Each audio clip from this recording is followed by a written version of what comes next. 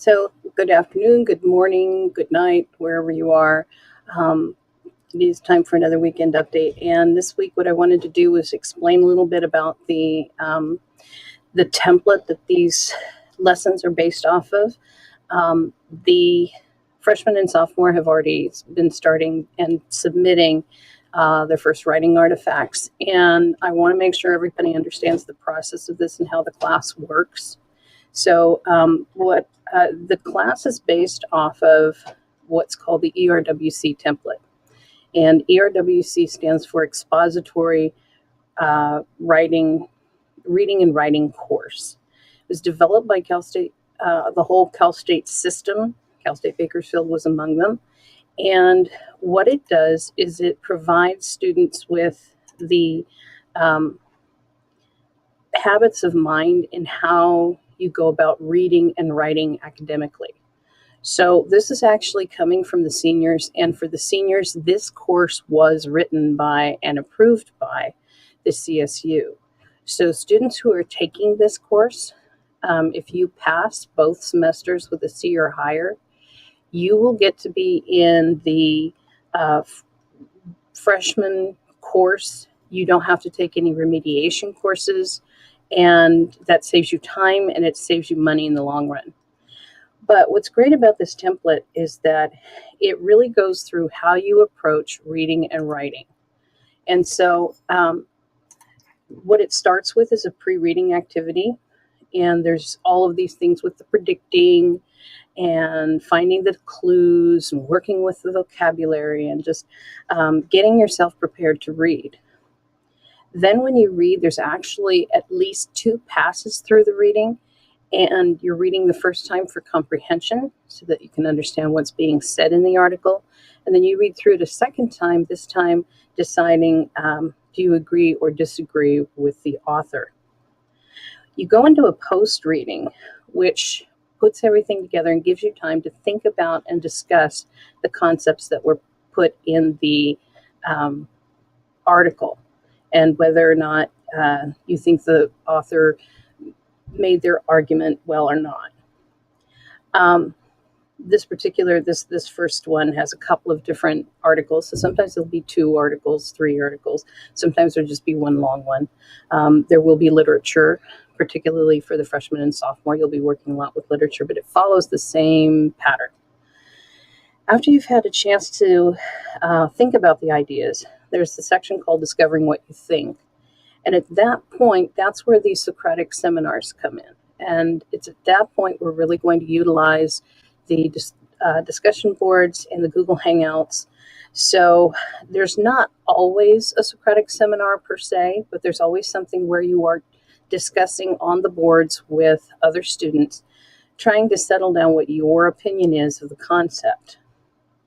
Once you've gone through that, then you're going to put ideas together.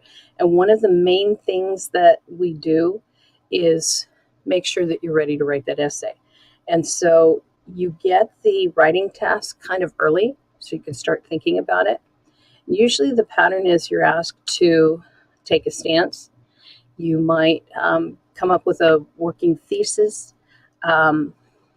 Some other times you'll gather the information and try and figure out how to respond to that information. So there's these activities that happen right before you actually write. So that's why if you look at, and this is pretty common, I don't think I've put it in this one, but usually what it will say is, do not write the essay yet. You're just thinking about it. So once you do that, then you're composing a draft. Now, the important thing about the draft is that it has a due date. It's one of the few things that has a due date that needs to be followed. The reason for this is that it is peer reviewed. And so when you submit the draft, you are given information on how to do that. So when you're getting ready to submit it, it will be peer reviewed. And what will happen is at a certain point, and we can see when this one is, and it's always posted. It's posted on your Canvas. Notice how this works. So the essay for the seniors is due September 14th at 11:59 p.m. And then the peer reviews are assigned the next day. And actually, this one is incorrect because it's supposed to be assigned at 5 a.m. I know that a lot of people work on their stuff in the middle of the night. Teenage brains, sleeping patterns, we know that that's when you function best. So I completely understand that.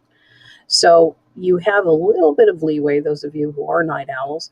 The important thing is that your essay is turned in before this time, because the Canvas is going to assign it a peer review.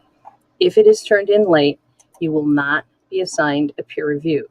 In that case, you have to do the peer review on your own paper. Down on the rubrics, there's room for when it says it's not turned in on time for the peer review, especially if it's not turned in so that it is peer reviewed, or you don't turn the peer review in on time for the person to actually use the information that you're giving them, then you will be docked 15%. Once you've gone through the writing and you submit that first draft, then you will go through and do a revision. Now, here's the deal about the revisions. There is never a perfect first draft, ever. Ask any famous author, and they'll tell you the same thing. There's no perfect first draft. There are students who can pull off a high score essay on their first draft. We're talking maybe 2 out of the 157 that I've got. And that's off the top of my head. I don't have anybody in mind right now. I haven't seen writing from everybody yet, so I don't know. Maybe this will be a different year. But I've been doing this for 27 years, and so far, there haven't been that many.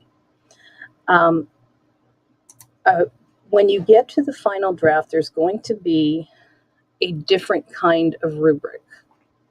And that rubric will be basically, did you fix what you were told to fix? Yes or no? If the answer is yes, then you get full credit. If the answer is no, you get a D.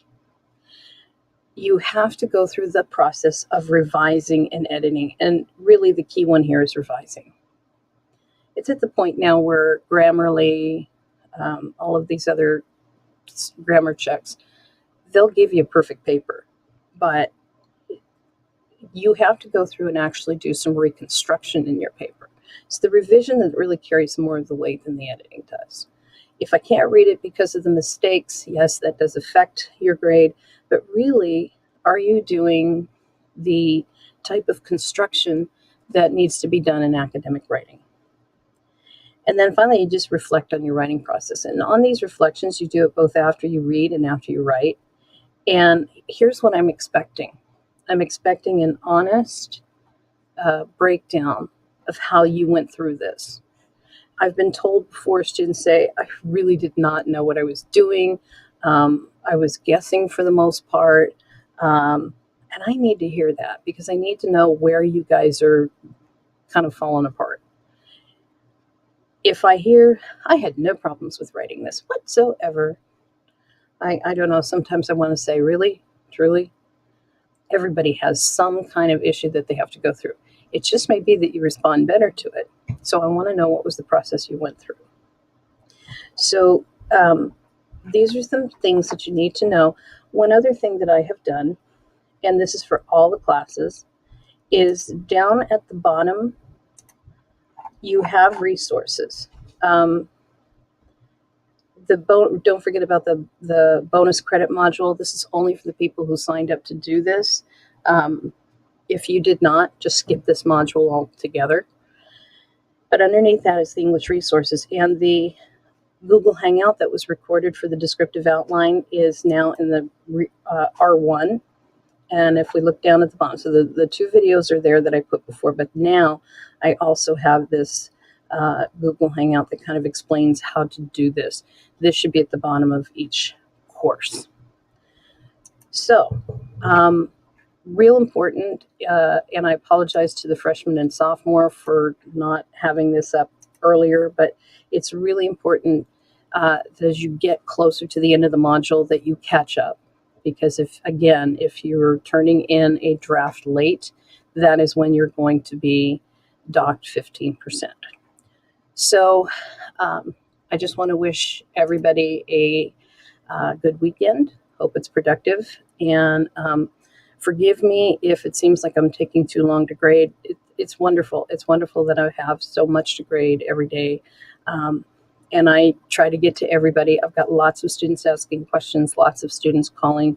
And so I'm really glad that you guys are working so hard and keeping me real busy. So have a great weekend, and we'll talk to you next week.